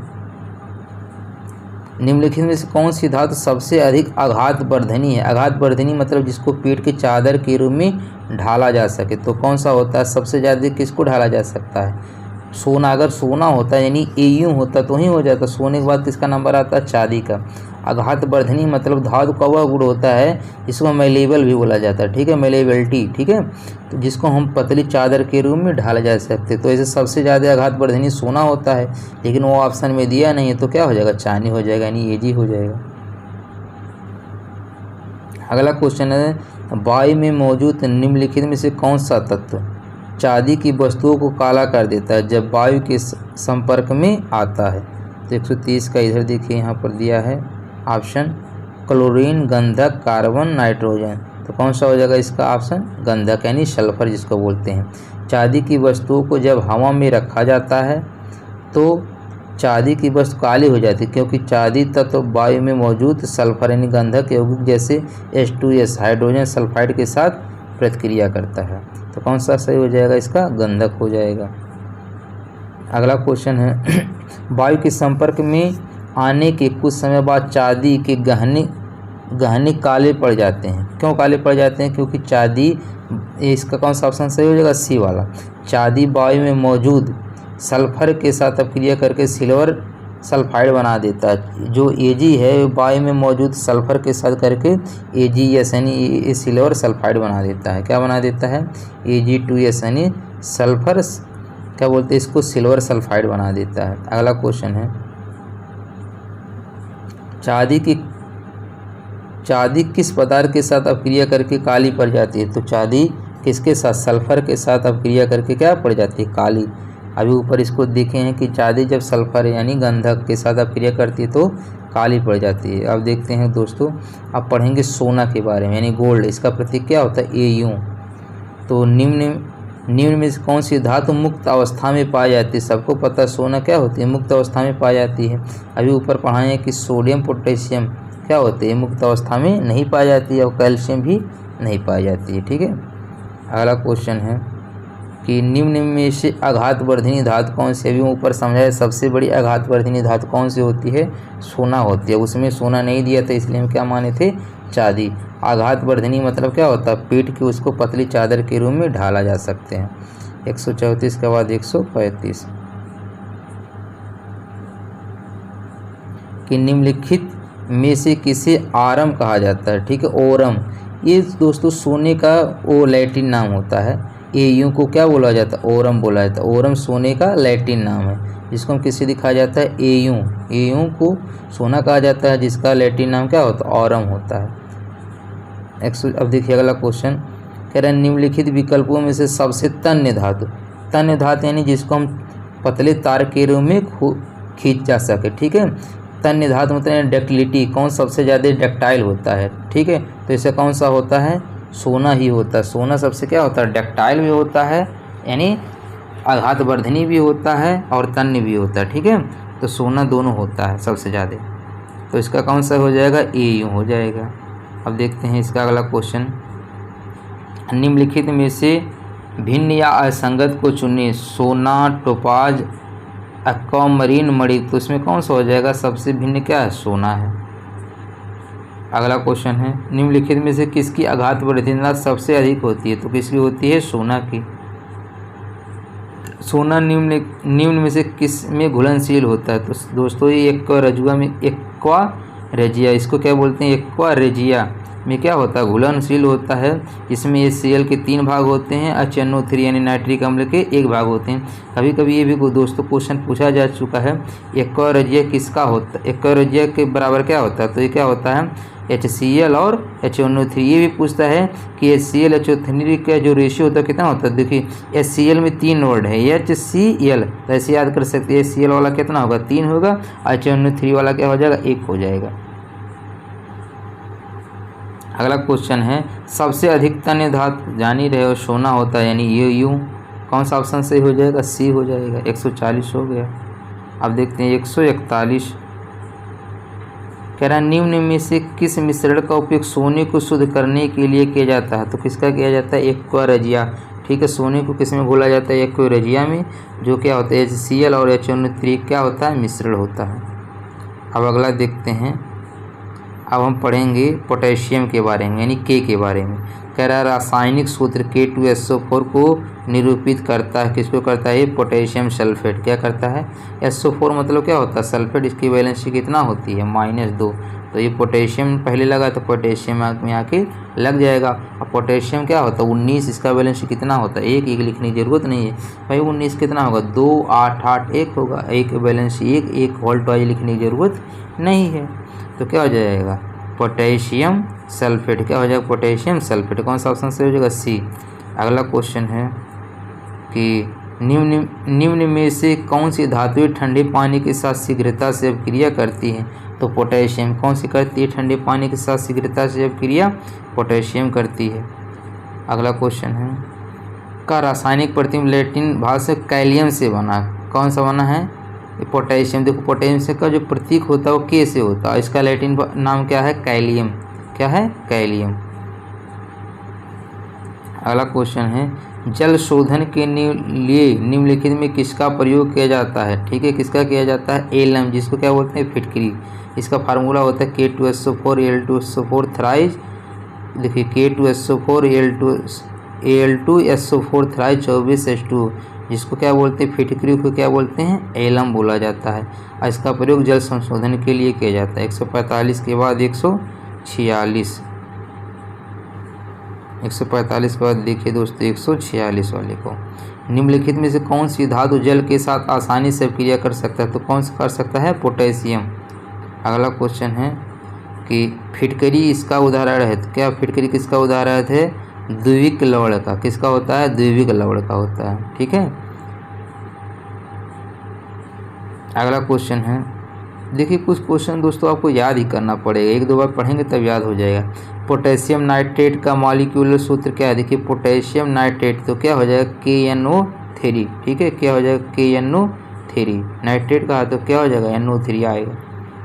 अगला क्वेश्चन है, निम्नलिखित में से कौन सी धातु को तेल में रखना आवश्यक होता है? पोटेशियम। किसको रखा जाता है? धातु को, कौन सी धातु तेल में रखना आवश्यक होता है? पोटेशियम। पोटेशियम अत्यंत सक्रिय तत्व होने के कारण इसे तेल में रखा जाता है।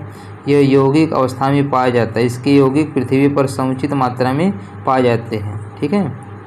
अगला क्वेश्चन है, निम्नलिखित में से किसका उपयोग जल के शुद्धिकरण के लिए किया जाता है? तो किसके के लिए किया जाता है? फिटकरी का किया जाता है। अगर फिटकरी न दिया और आता तो ब्लीचिंग पाउडर भी होता है, शुद्ध करने के लिए किया जाता है। अब देखते हैं 151 नंबर। अब हम पढ़ेंगे आयरन के बारे में, आयरन यानी लोहा के बारे में। निम्न में से किसे पीटकर पतली चादर बनाई जा सकती? ऑक्सीजन नहीं, नाइट्रोजन नहीं, सल्फर नहीं, तो कौन सा सही? लोहा। लोहा एक क्या है? तो एक धातु होता है जिसे पीटकर हम चादर के रूप में बनाया जा सकते हैं, जिसका एक धातु का कौन सा गुण कहलाएगा? आघात वर्धनीयता और तन्यता कहलाएगा। ठीक है, यानी डक्टिलिटी और मैलेबिलिटी कहलाता है। अगला क्वेश्चन है कि निम्नलिखित में से किससे पोलो लोहे के जंगले और धातुओं से बनी सभी वस्तुओं का नुकसान होता है? तो किससे होता है? पुल हुआ, लोहा का जो जंगला बना रहे, धातु से बनी सभी वस्तुओं को नुकसान है। उस पर क्या हो? जंग लग जाए, यानी कोरोजन हो जाए, तो उससे क्या हो जाता है? हमें नुकसान हो जाता है। अगला क्वेश्चन है कि जंगरोधी इस्पात यानी स्टेनलेस स्टील निम्न में कौन सा तत्व उभयनिष्ठ नहीं होता? ठीक है, स्टेनलेस स्टील में कौन सा नहीं होता? वो टंगस्टन नहीं होता। कौन सा नहीं होता है? टंगस्टन नहीं होता है। ठीक है, ये होता है, इसमें क्या क्या होता है? ये इसको बोलते हैं जंगरोधी, यानी स्टेनलेस स्टील में कह रहा है कि कौन सा उपस्थित नहीं होता है? तो कौन सा नहीं होता है? टंगस्टन नहीं होता। ठीक है, चलिए देखते हैं अगला क्वेश्चन कि कह रहा है स्टेनलेस स्टील किस कारणवश जंगरोधी होता है? किसके कारण होता है? क्रोमियम। जब स्टेनलेस स्टील में क्रोमियम मिला दिया जाता है, इसलिए उस पर कोई जंग नहीं लगता है। अगला क्वेश्चन है कि जब लोहे को नम हवा में रखा जाता है तो हाइड्रेट आयरन ऑक्साइड या Fe2O3 की एक लाल भूरे रंग की परत इसकी सतह पर जमा हो जाती है। इस लाल भूरे रंग की परत को कहते हैं 155 का कितना हो जाएगा? 155 का क्या हो जाएगा? इस भूरी परत को क्या कहते हैं? जंग कहते हैं। क्या कहते हैं? जंग कहते हैं। ठीक है, लोहे का सबसे शुद्धतम रूप पिटवा लोहा होता है, जिससे क्रेन का हुक बनता है। पिटवा लोहे में कार्बन की मात्रा सबसे कम लगभग 0.03% होती है। जब लोहे में कार्बन की मात्रा 1.5% तक होती है तो उसे इस्पात के नाम से जाना जाता है। ये सब मायने नहीं रखता दोस्तों, ने पूछा था ये क्या होता है क्वेश्चन में? जंग हो जाएगा। कौन सा ऑप्शन सही हो जाएगा इसका? जंग। टाइम न वेस्ट करते हुए चलिए देखते हैं अगला क्वेश्चन। स्क्रीनशॉट लेके डिटेल में पढ़ लीजिएगा दोस्तों। कह रहा है 156 वाला है, धातु ऑक्साइड बनाने के लिए की भाप के साथ अभिक्रिया कराई जाती है, किसके साथ? आयरन। ठीक है, धातु ऑक्साइड बनाने के लिए आयरन की भाप के साथ अभिक्रिया कराई जाती है। तो अगला क्वेश्चन हो जाएगा 157 का, निम्नलिखित में से कौन सी तत्व का रासायनिक प्रतिम्ब लैटिन से नहीं लिया गया है? कौन सा? आयरन। आयरन का लैटिन से नहीं लिया गया क्योंकि आयरन का प्रतीक क्या होता है? एफ ही, इसका कोई नाम ही नहीं है। ठीक है, अगला क्वेश्चन है कि फेरस सल्फेट क्रिस्टल को टेस्ट ट्यूब में गर्म करने पर क्या उत्पाद बनते हैं? तो क्या बनते हैं? फेरिक ऑक्साइड बनते हैं, पानी बनता है, सल्फर डाइऑक्साइड बनता है, सल्फर ट्राइऑक्साइड बनता है। दोस्तों इसका आप लोग स्क्रीनशॉट लेके डिटेल में पढ़ लीजिएगा। चलिए देखते हैं अगला क्वेश्चन 158 के बाद 159 कि आयरन थर्ड, ठीक है, आयरन थर्ड ऑक्साइड का रासायनिक सूत्र है तो क्या होता है? Fe2O3। क्या होगा? Fe2O3 क्या होता है? आयरन थर्ड का ऑक्साइड का रासायनिक सूत्र Fe2O3 होता है। अगला क्वेश्चन है फेरस सल्फेट क्रिस्टल का रासायनिक सूत्र है, तो फेरस सल्फेट का रासायनिक सूत्र क्या हो जाता है? FeSO4 क्या हो जाएगा? फेरस सल्फेट का FeSO4 अगला क्वेश्चन है कि जब लोहे की फाइलिंग में हाइड्रोक्लोरिक अम्ल मिलाया जाता है तब क्या होता है? तब हाइड्रोजन गैस और लौह क्लोराइड तैयार होता है। क्या होता है? हाइड्रोजन गैस और लौह क्लोराइड तैयार होता है। अगला क्वेश्चन है कि फेरस सल्फेट, ठीक है, फेरस सल्फेट क्रिस्टल के एक अणु में जल के कितने अणु उपस्थित होते हैं? कितने हो जाते? Ferrous sulphate 7H2। फेरस में कितने होते हैं? 7। कितने हो जाएंगे इसका? 7। अभी देखिए ऊपर दोस्तों पढ़े हैं कि फेरस सल्फेट का फार्मूला क्या होता है? FeSO4 7H2O। क्या हो जाएगा? FeSO4 7H2O। अगला क्वेश्चन है आयरन के वायु की उपस्थिति में जलाने पर किसका निर्माण होता है? तो किसका होता है? Fe2O3। किसका होता है? Fe2O3। अगला है कि संक्षारण एक गंभीर समस्या है, तो किसका? आयरन। आयरन का संक्षारण एक गंभीर समस्या है। 164 के बाद कितना हो जाएगा? 165। लौह का जंग है, ठीक है, लौह का जंग क्या होता है? लाल भूरे रंग का। देखे होंगे जो जंग लगता है वो कैसे लगता है? हल्का हल्का क्या होता है? लाल होता है, नहीं लाल भूरे रंग बोला जाता है इसको। अगला है फेरस क्लोराइड का आणविक सूत्र क्या है? फेरस क्लोराइड यानी FeCl2। ठीक, क्लोराइड मतलब Cl2 होगा, यानी फेरस क्लोराइड FeCl2। कौन सा ऑप्शन से हो जाएगा? बी। अगला क्वेश्चन है इस्पात को कठोरीकृत करने के लिए किस रासायनिक तत्व की आवश्यकता होती है? किसकी होती है कठोरीकृत करने के लिए? मैंगनीज। ठीक है, स्टील को हार्ड करने के लिए मैंगनीज का प्रयोग किया जाता है। असंक्षारण से बचाने के लिए, ठीक है, यानी जंग से लगने से बचाने के लिए उसमें क्रोमियम मिलाया जाता है। ठीक है, और कठोर करने के लिए मैंगनीज मिलाया जाता है। अब देखिए अगला 168 नंबर, अब हम पढ़ेंगे मैग्नीशियम के बारे में। किसके बारे में? मैग्नीशियम। जब मैग्नीशियम रिबन हवा में जलता है तो कौन सा यौगिक बनता है? कौन सा बनता है? मैग्नीशियम ऑक्साइड बनता है। क्या बनता है? Magnesium oxide. अगला क्वेश्चन है कि मैग्नीशियम मिल्क ऑफ मैग्नीशियम ये किसके रूप में प्रयोग किया जाता है? एक घुट्टी के रूप में प्रयोग किया जाता है। ठीक है, किसके रूप में किया जाता है? मिल्क ऑफ मैग्नीशिया, जिसको बोलते हैं मैग्नीशियम मिल्क। इसका फार्मूला जो होता है MgOH2 होता है। इसको एंटी एसिड के रूप में प्रयोग किया जाता है, ऐसे समझो। इंग्लिश वर्जन आएगा तो इसको क्या करते हैं? Milk of magnesium anti acid. जो एंटी एसिड मतलब अम्ल को दूर करने के लिए प्रयोग किया जाता है। तो क्वेश्चन ऐसे आता है, इंग्लिश वर्जन देखेंगे तो वहाँ से आपको बढ़िया समझ में आएगा। मिल्क ऑफ मैग्नीशिया का प्रयोग जो किया जाता है वो किसके रूप में किया जाता है? एंटी एसिड के रूप में। एंटी एसिड मतलब जहाँ अम्लता को दूर करने के लिए, ठीक है, या घुट्टी लैक्सेटिव के रूप में किया जाता है, लैक्सेटिव के रूप में किया जाता है। ठीक है, 169 के बाद अब देखिए 170।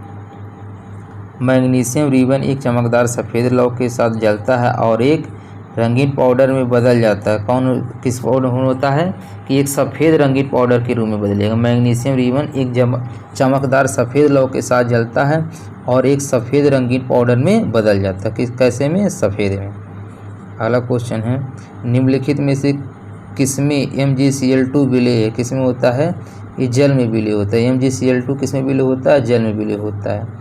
अगला क्वेश्चन है MgO का विलयन होता है तो क्या होता है? ये क्षारीय होता है। ठीक है, धातु के ऑक्साइड क्या होते हैं, Mg क्या होता है, धातु होता है, वो लगा है तो ऑक्साइड, धातु के ऑक्साइड हमेशा क्या होते हैं, क्षारीय होते हैं, ठीक है। और बस इतना याद कर लीजिए, धातु के ऑक्साइड हमेशा क्या होते हैं, क्षारीय होते हैं।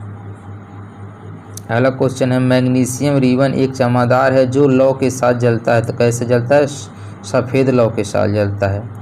मैग्नीशियम रिबन को जलाने में सफ़ेद राख उत्पन्न होती है जिसे बनाने के लिए पानी में घोला जाता है। तो मैग्नीशियम हाइड्रोक्साइड क्या बनाने के लिए पानी में घोला जाता है, ठीक है, जिसे क्या बनाने के लिए, मैग्नीशियम हाइड्रोक्साइड, यानी मैग्नीशियम ऑक्साइड में जब पानी की क्रिया किया जाता है तो क्या बनता है, मैग्नीशियम हाइड्रोक्साइड बनता है। उसके बाद अगला क्वेश्चन है कि मैग्नीशियम के लिए प्रयुक्त प्रतीक क्या है, ठीक है, तो मैग्नीशियम के लिए क्या होगा, Mg होता है, ठीक है, क्या होता है, Mg। Mn मतलब क्या होता है, मैग्नीज होता है, Mn मतलब मैग्नीज, और Mg मतलब मैग्नीशियम, में ये MO कुछ नहीं होता है, ठीक है। अच्छा MO होता है, सॉरी MO मॉलिब्डेनम होता है, क्या होता है, मॉलिब्डेनम होता है, ठीक है। ये शायद में कुछ नहीं होता है, में 175 के बाद 176। दोस्तों अब देखिए हम शीशा यानी लेड के बारे में पढ़ेंगे। लेड नाइट्रेट की तापीय अपघटन के परिणाम स्वरूप निर्मित उत्पाद क्या है, तो क्या होता है, लेड ऑक्साइड होगा, ऑक्सीजन होगा, नाइट्रोजन ऑक्साइड होगा, ठीक है। इसका आप स्क्रीन शॉट लेके पूरा पढ़ सकते हैं। चलिए देखते हैं इसका अगला क्वेश्चन। जब लेड धातु कॉपर क्लोराइड के विलयन से क्रिया करती है तो क्या बनती है, लेड क्लोराइड निर्मित होता है, क्या होता है, लेड क्लोराइड हो जाएगा। तो कौन सा ऑप्शन सही हो जाएगा, इसका डी हो जाएगा। 177 का क्या हो जाएगा, डी हो जाएगा। चलिए देखते हैं 178 नंबर। लेड का रासायनिक प्रतीक क्या है, तो पीवी को क्या बोलते हैं, लेड बोलते हैं। 179 का, जब लेड नाइट्रेट का एक अणु गर्म किया जाता है तब ये क्या बनता है, NO2 गैस के 2 मोल उत्पन्न होते हैं। NO2 के कितने मोल, 2 मोल। कितने मोल होंगे, 2। कौन सा ऑप्शन सही हो जाएगा, इसका सी। 179 हो गया। 180 देखते हैं। अब दोस्तों हम पढ़ेंगे पारा के बारे में। अमलगम बनाने के लिए आवश्यक एक महत्वपूर्ण धातु है। दोस्तों जब भी अमलगम पूछेगा तो अमलगम बनाने के लिए पारा का प्रयोग किया जाता है। और मात्र एक ऐसा धातु होता है, ठीक है, जो हमारा पारा होता है, मात्र एक ऐसा धातु होता है जो लिक्विड फॉर्म में यानी द्रव अवस्था में पाया जाता है, मात्र एक धातु।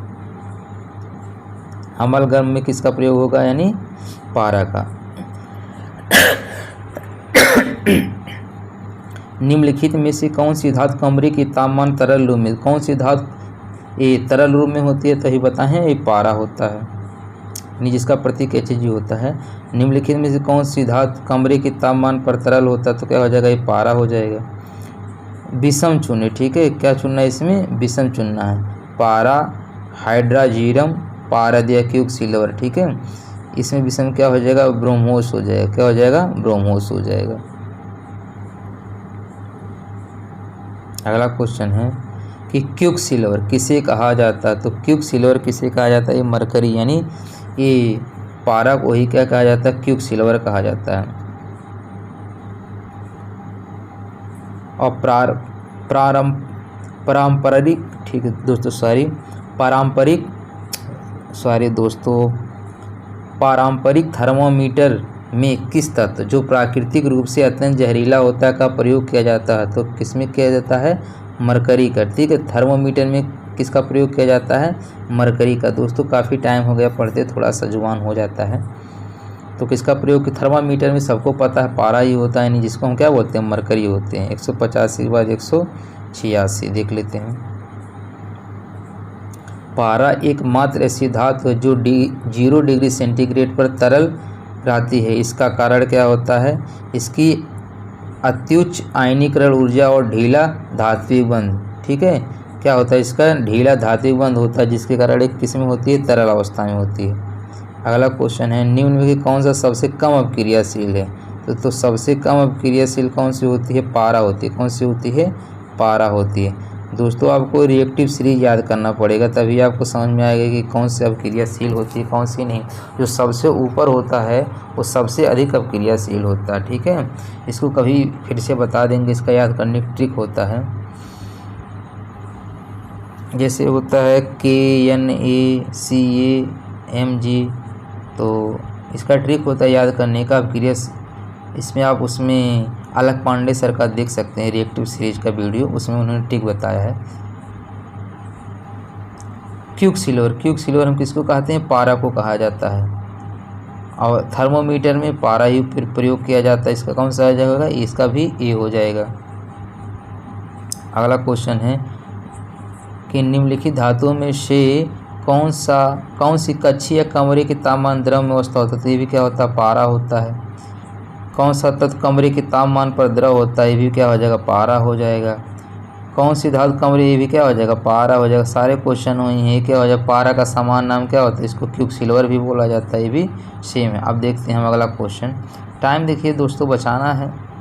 धातु जिसे कुछ देर के लिए हवा में रखा जाता है, उस पर हरे बेसिक कार्बोनेट की परत चढ़ जाती है, वह धातु कहलाता है। वो क्या कहलाता है? हरे। ठीक है दोस्तों, हरे बेसिक कार्बोनेट। तो क्या होता है? वो तांबा। ठीक है, क्या होता है? वो तांबा होता है, जिसको हम क्या बोलते हैं? कापर बोलते हैं। ठीक है। अगला क्वेश्चन 194 के बाद 195। लौह या स्टील पर जस्ते की पतली परत चढ़ाने की प्रक्रिया क्या कहलाती है? गैल्वेनीकरण कहलाती है। ठीक है, लौह या स्टील पर जस्ते की, ठीक है, क्या कहलाती है? गैल्वेनीकरण कहलाती है। अगला क्वेश्चन है 196 कि निम्नलिखित में से किस प्रक्रिया में जिंक ऑक्साइड बनता है जो एक सुरक्षा परत के रूप में कार्य करता है और जंग रोकथाम करता है? तो किसके में करता है? ये गैल्वेनाइजेशन में। किस में करता है? गैल्वेनाइजेशन में। अगला क्वेश्चन है 197 तांबा और जस्ते के साथ कांस्य बनाने के लिए किसका प्रयोग किया जाता है? तो तांबा और जस्ता बनाने के लिए कांस्य के लिए टिन रासायनिक तत्व जोड़ा जाता है। ठीक है, किसका जोड़ा जाता है? टिन को जोड़ा जाता है, जिसको टिन का प्रतीक क्या होता है? SN। ठीक है। अगला क्वेश्चन है कि प्रक्रिया में लोहे की जस्ता की कोटिंग किया जाता है, तो ये क्या कहलाता है? गैल्वेनाइजेशन कहलाता है। अगला क्वेश्चन है गैल्वेनीकरण एक प्रक्रिया जिसमें लोहे की वस्तुओं पर क्या होता है? पर जिंक की परत चढ़ा दिया जाता है, जिससे क्या बनता है? वो जंग लगने से बचने के लिए। किसे? जंग लगने से बचने के लिए शायद होना चाहिए। 199 का बी। कौन सा हो जाएगा? 199 का बी होगा। अगला देखते हैं 200 नंबर। कह रहा है जिंक कापर सल्फेट विलयन में कापर को अलग कर सकता है क्योंकि जिंक कापर की तुलना में अधिक अभिक्रियाशील होता है। तो कौन सा ऑप्शन सही हो जाएगा? सी हो जाएगा। कापर सल्फेट के विलयन में जिंक मिलाने पर जिंक सल्फेट बनता है। कापर सल्फेट के विलयन में जिंक मिलाने पर जिंक सल्फेट बनता है। ठीक है। अगला क्वेश्चन है जल योजित कापर सल्फेट का रासायनिक सूत्र क्या है? कापर सल्फेट का रासायनिक सूत्र क्या होता है? कापर सल्फेट 5H2 होता है। ठीक है, कापर सल्फेट को क्या बोलते हैं? नीला थोथा भी बोलते हैं। ध्यान रखना दोस्तों, कापर सल्फेट 5H2, इसी को क्या बोलते हैं? नीला थोथा भी बोला जाता है। अगला क्वेश्चन है निम्न में से कौन सा लचीला और कोमल है? ठीक है, कौन सा? तांबा। ठीक है, तांबा क्या होता है? लचीला और कोमल भी होता है। तांबा सल्फेट के विलयन में जस्ता मिलाए जाने पर का विस्थापन होता है? तांबा सल्फेट के विलयन में जस्ता मिलाए जाने पर का विस्थापन होता है। किसका विस्थापन होता है? तांबे का। 204 के बाद 205 देखते हैं दोस्तों। कुछ क्वेश्चन और रह गया है, थोड़ा सा और इंतजार कर लीजिए। जिंक सल्फेट के मिश्रण में कापर धातु को डुबोया जाता है जिससे कोई प्रतिक्रिया नहीं होती है। ठीक है, कोई प्रतिक्रिया नहीं होती है। अगला क्वेश्चन है गैस विकसित होती है जब जिंक हाइड्रोक्लोरिक एसिड के साथ अपक्रिया करती है, तो किसके साथ? Hydrogen gas. किसके साथ? हाइड्रोजन गैस के साथ। अगला क्वेश्चन है भोजन के बर्तनों पर टिन की परत लगाई जाती है, जिंक की नहीं, क्योंकि जिंक टिन से अधिक प्रतिक्रियाशील होता है। जो जिंक होता है टिन से अधिक प्रतिक्रियाशील होता है। तो कौन सा ऑप्शन सही हो जाएगा? सी। थोड़ा तेज करवा देते हैं दोस्तों। निम्नलिखित में से कौन सी धातु उभयधर्मी ऑक्साइड होती है? कौन सी होती है? ये जिंक। कौन सी होती है? जिंक। ये उभयधर्मी ऑक्साइड होती है। ठीक है। अगला क्वेश्चन है गैल्वेनाइजेशन। ठीक है, गैल्वेनाइज्ड लोहा क्या है? तो अगर उस पर जिंक का क्या होता है? जिंक लेपित लोहा। अगर जिंक की पतली पर चढ़ा दिया जाता है लोहे पे तो क्या कहलाता है? एक गैल्वेनाइज्ड लोहा कहलाता है। 209 के बाद 210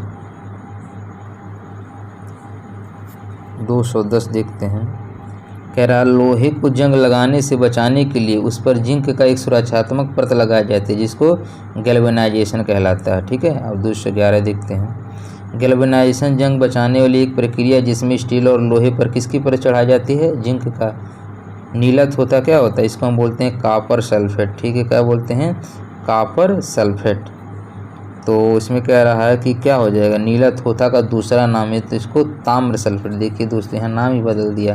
कॉपर सल्फेट को ही क्या बोला जाता है? ताम्र। कॉपर को ही क्या बोला जाता है? तांबा बोला जाता है, तो ताम्र सल्फेट हो जाएगा।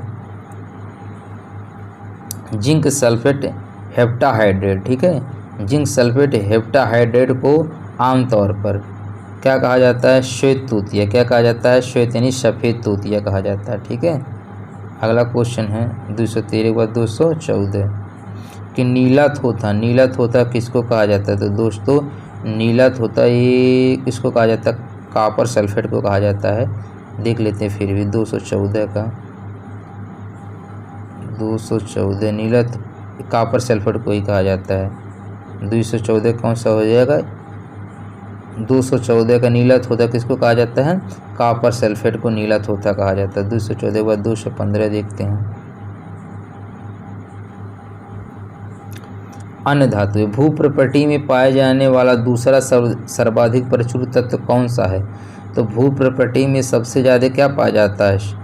ऑक्सीजन पाया जाता है, उसके बाद सिलिकॉन पाया जाता है। ठीक है, भू प्रॉपर्टी में सबसे ज़्यादा ऑक्सीजन पाया जाता है, उसके बाद क्या पाया जाता है? सिलिकॉन पाया जाता है। तो कौन सा ऑप्शन सही हो जाएगा? बी। देखिए दोस्तों, में तत्व पूछा है ना कि धातु, इससे कन्फ्यूज मत होइएगा। कभी कभी तत्व पूछता है, कभी कभी धातु। निम्नलिखित में से कौन सा मैंगनीज के बारे में सही नहीं है? तो ये बी वाला, उच्च तापमान स्तर पर अपने प्रतिरोध को प्रभावित करता है।